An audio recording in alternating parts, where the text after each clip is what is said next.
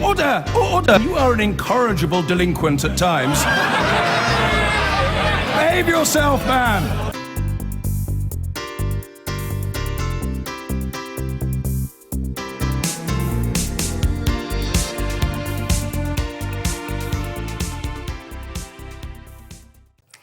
So President Donald Trump has defended his record in the White House at a rally in Florida where he insisted everything was running smoothly.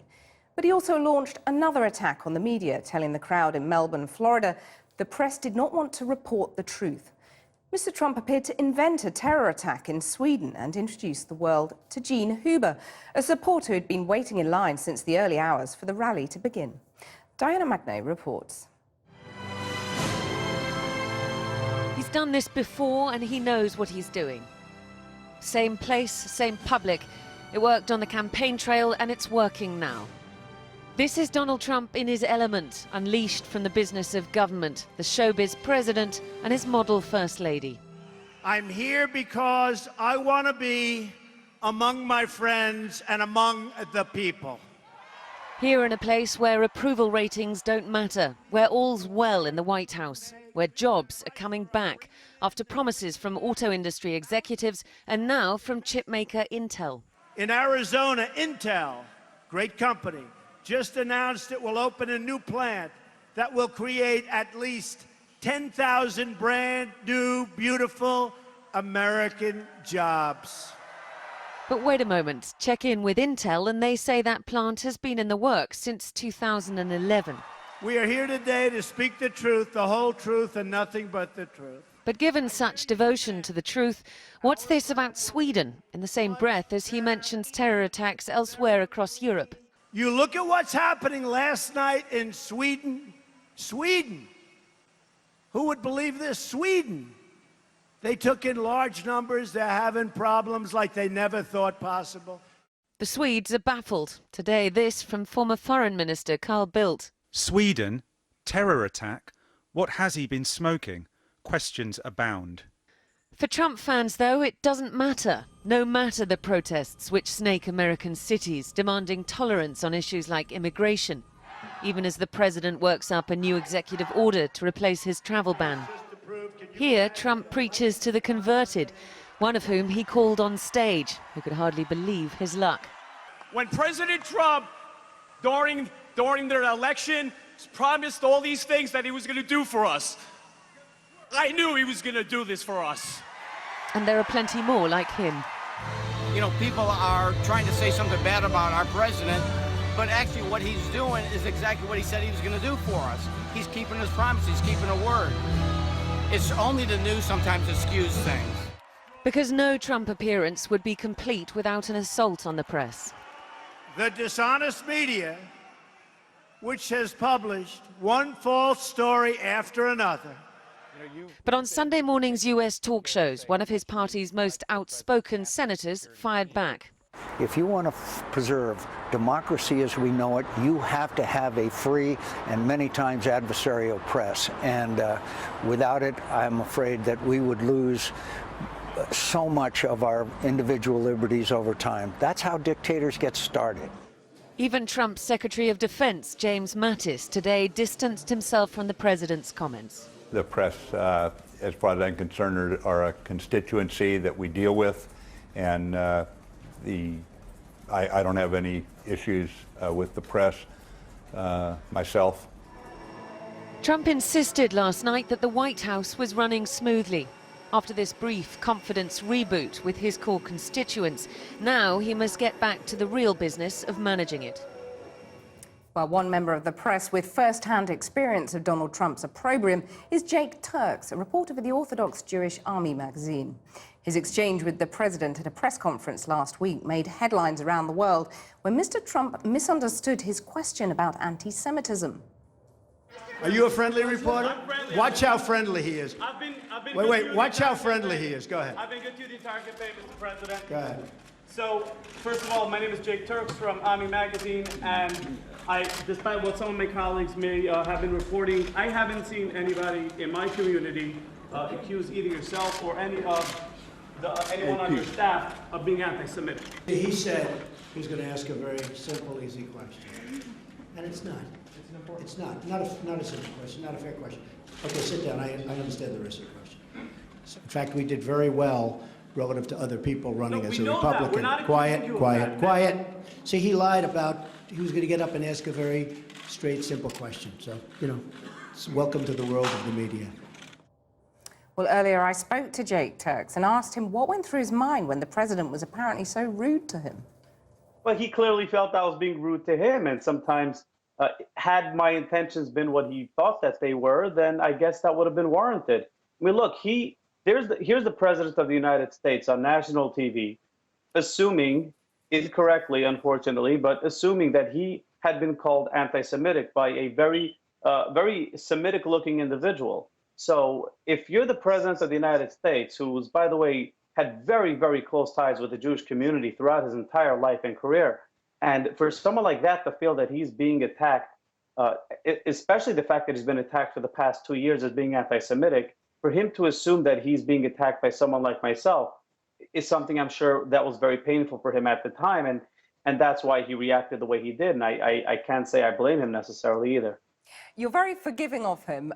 Does that come from a sort of deep support of Trump, from your view? It comes from a very deep support of the office of the presidency of the United States. He is my president, and I am so blessed and fortunate to be able to have the job to work alongside him and his people on a regular basis. And so I will not disrespect the office of the presidency, regardless of who the president is. Can we expect an interview between yourself and Donald Trump anytime soon? Look, we have interviewed him in the past, and I'm not looking for or requesting one at this point, because that's not what this is about. It's not about me. It's not about my outlet. It's about the concern of growing anti-Semitism. That's, by the way, taking place in Britain as well and in Europe as well, as I'm sure your network has covered. And when we see anti-Semitism on the rise around the world, we cannot in any way attribute that to the president of the United States. You're very keen not to blame that rise in anti-Semitism on the US president. But you could argue, couldn't you, that some of the rhetoric, the divisive rhetoric that Donald Trump and his supporters have been deploying is exactly what fuels that rise in tensions, anti-Semitic and other tensions? I mean, look, I haven't seen any specific rhetoric from the president that in any way condones anti-Semitism. Some people feel that he should be more forceful in fighting against it. And that's a conversation we can have on another day. But so far, it is very easy to blame very, very serious problems because it is easier to blame than it is to solve them. You've said that you've been very understanding of President Trump's reaction to you, the way he treated you, and that you understand that he was defensive after questions from the news. Of course, he's been very outspoken about what he calls fake news. Do you have any sympathy with his lambasting of the media in that way? Well, I've definitely seen the different elements of the media describe certain events as being anti-Semitic that I had been to and said, no, that wasn't really anti-Semitic. Why would you assume that? And some of the fake news targets both sides. Sure. I mean, some of the fake news is created by the president himself. I mean, I'm thinking of what he said at the rally last night about Sweden and a sort of incident in Sweden that never happened. Right. Yeah. Look, I'm not going to speak on behalf of the president, but it seems that there's fighting fire with fire. Maybe the way you fight fake news is with other fake news. I don't know. Maybe that's a strategy. Jake Turks, thank you very much for joining us. President Trump has made a strong defence of his first 4 weeks in office, saying a new spirit of optimism was sweeping the United States. Addressing thousands of supporters in Florida, he repeated pledges to create jobs and improve the nation's security. But his attacks on the media have attracted criticism from a senior Republican, as our Washington correspondent Laura Bicker reports. After a rough first month, President Trump stepped into the Sunshine State, back on firmer, more friendly ground. The President of the United States. He defended his first 4 weeks in office and promised to get more work done, including a new immigration order. This will replace his controversial travel ban. But his reasoning got a little muddled. You look at what's happening last night in Sweden. Sweden. Who would believe this? Sweden. They took in large numbers. They're having problems like they never thought possible. The Swedes are slightly baffled. There have been no terror attacks there this week, prompting the Swedish Prime Minister to ask, what had he been smoking? It's this kind of distraction from his message that he blames on the media. I also want to speak to you without the filter of the fake news. They've become a big part of the problem. They are part of the corrupt system.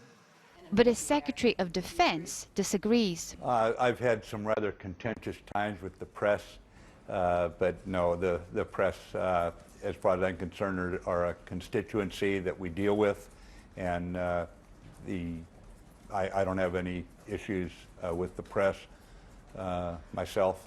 Donald Trump may be revved up by this rally, but reiterating his campaign promises is also a reminder he has some work to do.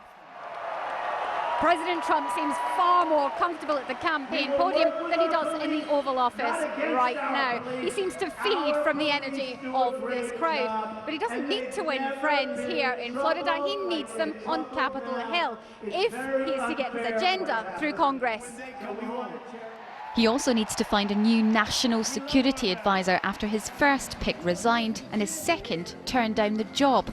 This rally was hugely popular with his voting base, but it won't win over his critics. Laura Bicker, BBC News, Florida. Senior members of President Trump's cabinet and party have distanced themselves from his latest stinging attack on the media. Republican Senator John McCain has warned that suppressing the free press is how dictators get started. And the US Defense Secretary Jim Mattis has insisted that he has no issues with journalists. Our US correspondent Hannah Thomas-Peter reports. The President of the United States. President Donald Trump is back in campaign mode. And at this rally in Florida, after a less than smooth first month in office, he again attacked the press, or as he calls them, the enemy. When the media lies to people, I will never, ever let them get away with it. I will do whatever I can that they don't get away with it. They have their own agenda, and their agenda is not your agenda. Trump's own team has tried to dilute the hostility of their commander-in-chief. I've had some rather contentious times with the press, but no, the press, as far as I'm concerned, are a constituency that we deal with, and I don't have any issues with the press myself. This is Meet the Press with Chuck Todd. The president believes in the First Amendment. He believes in the free press. I believe in those things. We don't believe everyone is lousy in the media. We don't believe everything is bad. But there are some things that are really bad. And we've tried to, he categorizes that as fake news. But for others, there is much more at stake than just frayed tempers.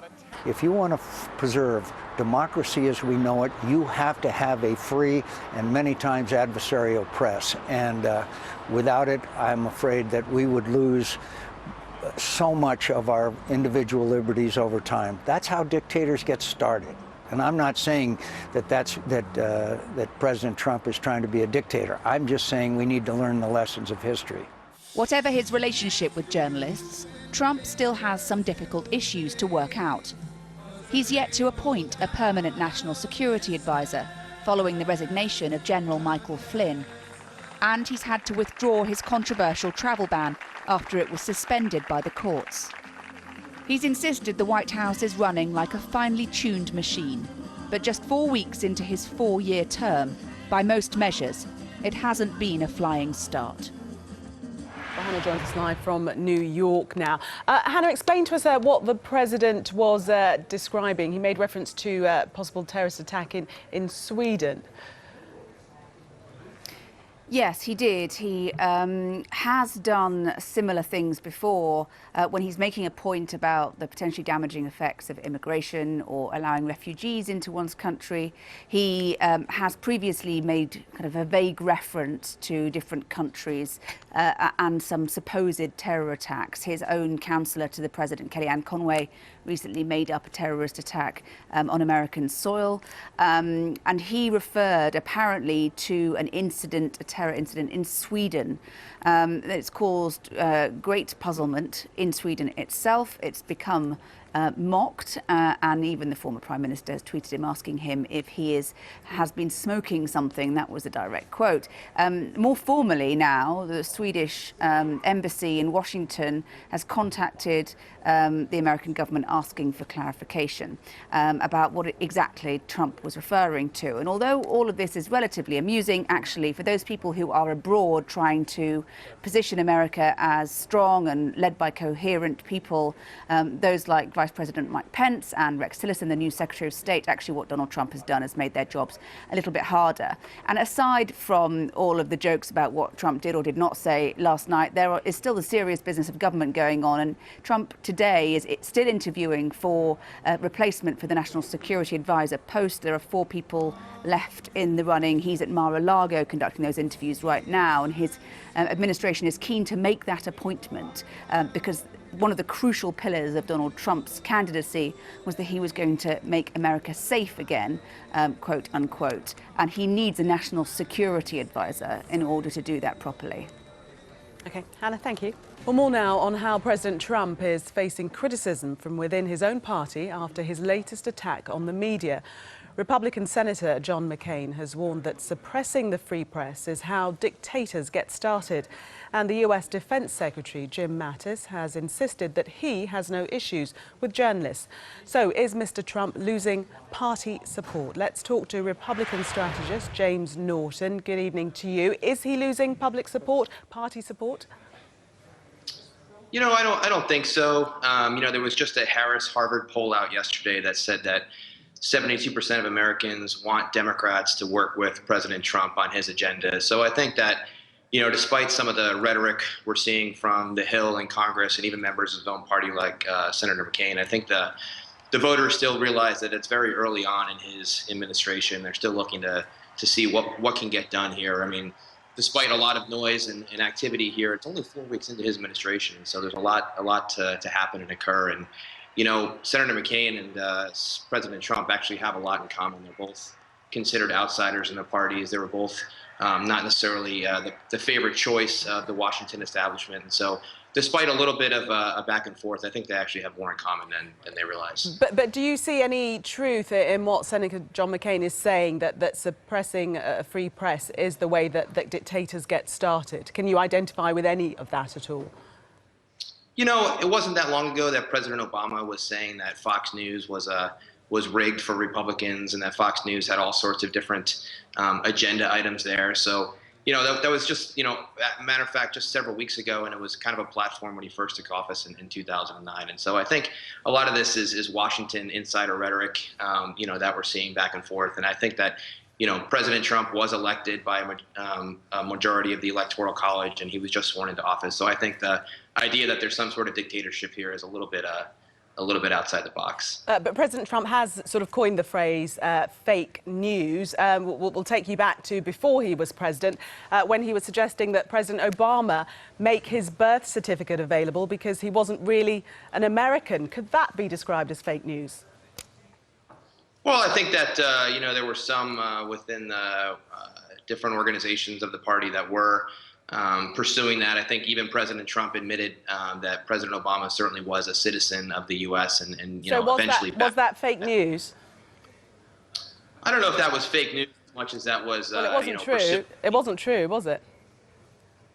No, it wasn't true. And, President Trump, again, said that, President Obama was, in fact, a citizen. And so... a lot of those things are part of campaign rhetorics on both sides. It's unfortunate that we're seeing so what's the difference? Sorry, I wonder if you could clarify the difference between campaign rhetoric and fake news. Well, I think that, campaigns have, certain agenda items and things that they they want to put out there. You know, I'm not an expert on what is or is not fake news. Certainly it's become a hot topic. It's even a hashtag, I think, you know, nowadays. And so, you know, hopefully that, you know, cooler heads will prevail and we can move forward with, you know, agenda items here and try to work for the American people and get involved in things like healthcare. And, you know, I think, you know, majority of the Trump administration was in Germany this week talking with the G20. You know, Vice President Pence was there and certainly delivered his remarks for his support for NATO and the administration's support for NATO. And, you know, I think the discussion around there was looking for, you know, European countries to spend a little bit more money on that. So I think some of this stuff is a little bit of a sideshow, but I do think that, you know, eventually the agenda will move forward. And I think the poll, again, that I brought up earlier is essentially Americans telling Congress and the president to work together and try to figure some of these things out. James Norton, Republican strategist, thank you very much for speaking to us. I've been getting away with it all